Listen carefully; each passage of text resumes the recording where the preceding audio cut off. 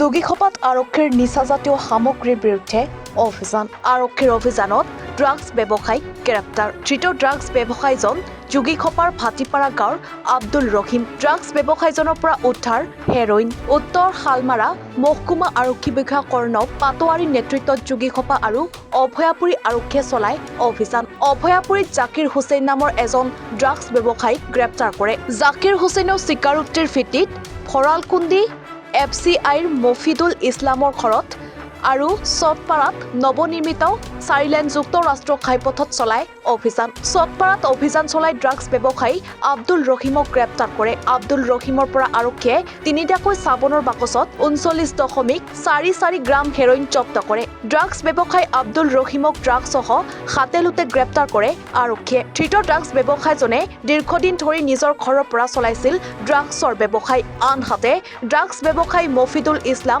পলাতক বুলি জনা গৈছে। আৰক্ষীয়ে মফিদুল ইছলামৰ ঘৰৰ পৰা 78টা খালী ড্ৰাগছৰ কণ্টেইনাৰ আৰু 11টা ড্ৰাগছ ভৰ্তি কণ্টেইনাৰ জব্দ কৰে।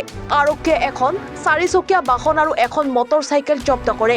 ইপিনে খবৰ লাভ কৰি বঙাইগাঁও জিলা আৰক্ষী অধীক্ষক মোহনলাল মীনা ঘটনাস্থলীত উপস্থিত হৈ ঘটনা পৰ্যবেক্ষণ কৰে। ঘটনা সন্দৰ্ভত আৰক্ষীৰ তদন্ত অব্যাহত। আমি আজি ৰাতিপুৱা অপাৰেশ্যন আৰম্ভ কৰিছিলোঁ। অভয়পুৰীত এজন জাকিৰ বোলা এজন হেবিচুৱেল অফেণ্ডাৰ, তেখেতে আগতো জেলত গৈছিলে। তেওঁৰ পজেশ্যনত আমি প্ৰায় 3 গ্ৰামমান আমি ড্ৰাগছ পাইছিলোঁ, হিৰইন জাতীয় পদাৰ্থ। তেওঁক ইণ্টাৰগেট কৰি বেক ট্ৰেক কৰি পেলাই আমাৰ যোগীখোপা FCIত আকৌ আমি অভিযান চলালোঁ। FCIত মফিদুল ইছলাম বুলি, তেখেতো আগতে জেলত গৈছিলে। তেখেতৰ ঘৰৰ পৰা 8 to 10 গ্ৰামমান সংগ্ৰহ হৈছে। এতিয়া চিজিং প্ৰচিডিয়াৰবিলাক চলি আছে তাত।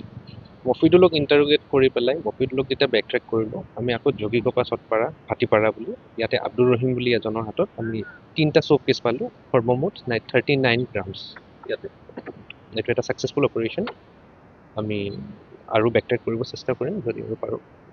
এইটোত একচুৱেলি আমাক বহুত পাব্লিকখিনিয়ে সহায় কৰিব লাগিব। আমিতো আমাৰ কিছুমান প্ৰট'কলছ থাকে। NDPS জাতীয় যেতিয়া আমি অভিযান চলাওঁ, অপাৰেশ্যনত আমি নামো ফিল্ডত, তেতিয়া বহুত কিছুমান ইনফৰমেশ্যনৰ মতেহে যাওঁ।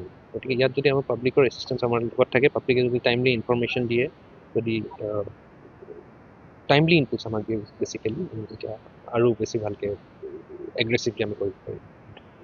ঘটনাৰ সময়ত এতিয়া আপোনাৰ দুজন আটক হৈছে। এজন মফিদুল বোলা, তেওঁ এতিয়া পলাতক হৈ আছে। তেওঁক আমি এতিয়া ভেৰি চুন জাকিৰ হুছেইন অভয়পুৰী আৰু আব্দুল ৰহিম।